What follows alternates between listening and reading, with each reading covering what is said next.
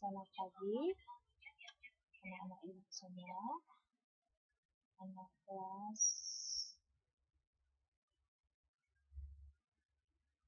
10. Pada pagi hari ini kita berjumpa kembali dengan mata pelajaran kita yaitu ekonomi. Adapun pokok bahasan yang kita bahas hari ini yaitu mengenai kegiatan ekonomi tentang produksi, konsumsi, dan distribusi. Di minggu lalu kita sudah membahas tentang produksi. Untuk minggu hari ini kita akan membahas tentang distribusi dan konsumsi. Baiklah, Ibu harap kalian mendengar video pembelajaran ini mulai dari awal hingga pada akhirnya ya. Oke, untuk saat ini kita akan membahas tentang jenis saluran distribusi, yaitu yang pertama produsen langsung ke konsumen. Biasanya ini adalah jasa. Sebelum itu Ibu jelaskan terlebih dahulu bahwa distribusi itu adalah penyaluran ya, penyaluran dari si konsumen, dari si produsen kepada konsumen.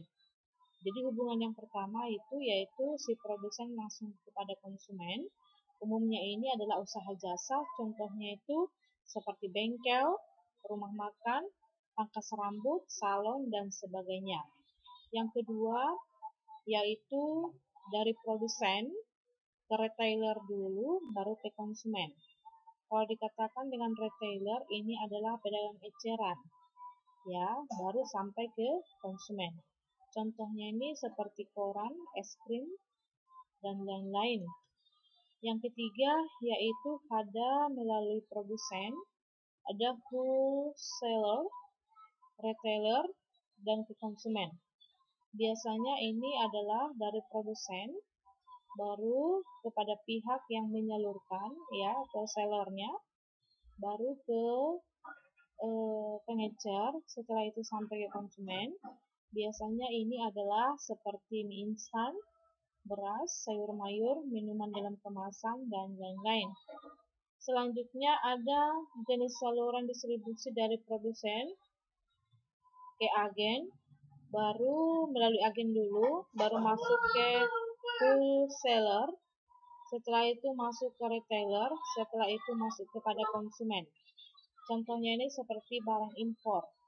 Jadi yang pertama produsen dulu, setelah itu masuk ke agen, setelah itu masuk ke wholesaler ya, baru ke pengecer, setelah itu masuk kepada konsumen.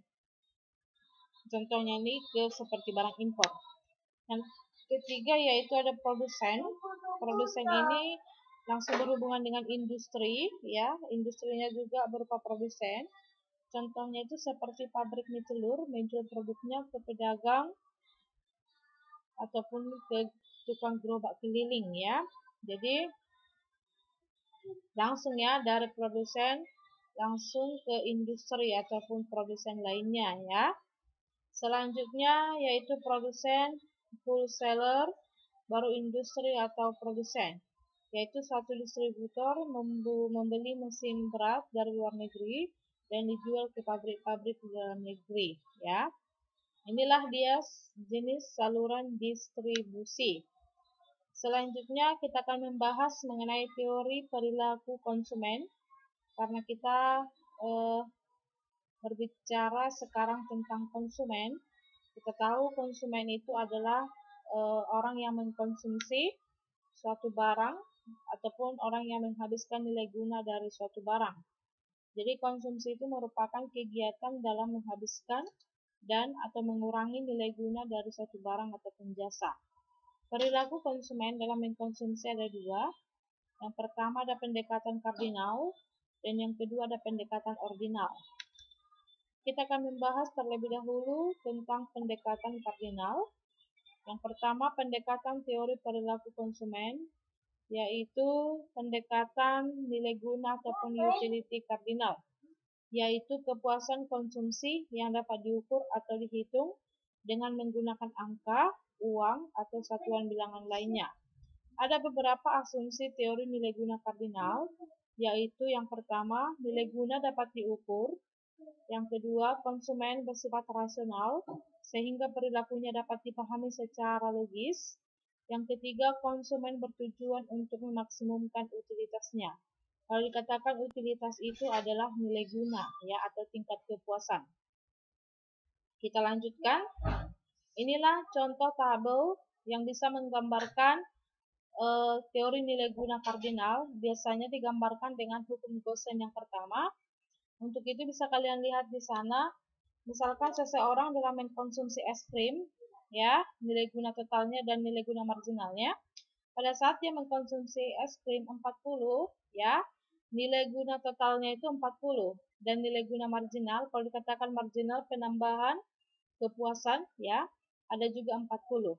Setelah itu yang kedua, ketika nilai gunanya 70, ya, nilai guna totalnya 70, nilai guna marginalnya 30. Dari mana yang 30 itu? Yaitu selisih dari 40 ke 70, ya, untuk nilai guna total. Jadi dapat dia 30. Terus yang ketiga, nilai guna total 90, maka nilai guna marginalnya ada 20, yaitu dari 70 ke 90. Selanjutnya keempat, nilai guna total dari 90 ke 100, nilai guna marginalnya yaitu 10. Sedangkan yang kelima, nilai guna totalnya 100 juga, maka nilai guna marginalnya 0, karena 100 ke 100 itu adalah selisihnya 0. Sedangkan yang keenam, nilai gunanya 100 dan sedangkan yang keenam itu hanya 90, sehingga nilai guna marginalnya itu minus 10. Dari sini dapat kita simpulkan bahwa hukum Gaussian yang pertama adalah pada mulanya ataupun pada awalnya si konsumen itu mengkonsumsi barang ataupun jasa itu mengalami tingkat kepuasan yang tinggi, tetapi pada akhirnya akan mencapai titik maksimum dan akan turun atau bahkan sampai minus. Ya, jadi Ibu ulangi sekali lagi, hukum Gaussian yang pertama adalah hukum Gaussian yang menggambarkan jika seseorang mengkonsumsi satu jenis barang, ya, satu jenis barang secara terus-menerus, pada awalnya akan memiliki nilai guna marginal yang tinggi, tetapi semakin terus dikonsumsi akan mengalami tingkat kepuasan yang maksimum dan akhirnya akan mencapai titik minimum. Itulah yang disebut dengan hukum Gaussian yang pertama. Bisa juga kalian lihat dari kurva yang di sebelah itu, ya, sebelahnya ini, ya, sebelah dari tabel itu bisa kalian lihat gambaran dari kurvanya. Selanjutnya, untuk itu perlu yang namanya hukum Gaussian yang kedua, ya. Dengan adanya hukum Gaussian yang pertama, maka si konsumen merasa perlu yang namanya mengkonsumsi dua atau lebih jenis barang sehingga tidak mengalami titik kepuasan yang maksimum.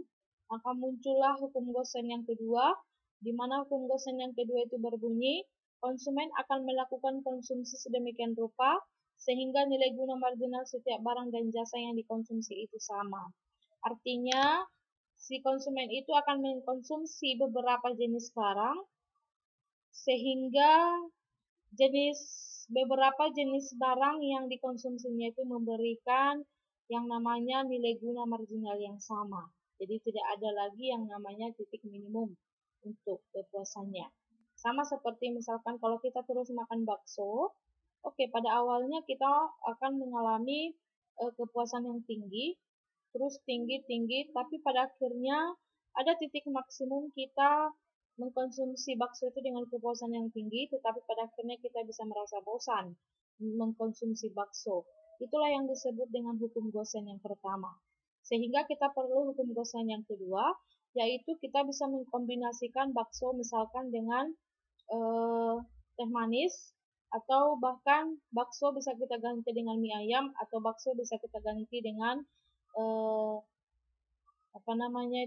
atau mie yang lain seperti itu, sehingga kita tidak bosan untuk mengkonsumsi satu jenis barang, bisa dikombinasikan dengan barang yang lain.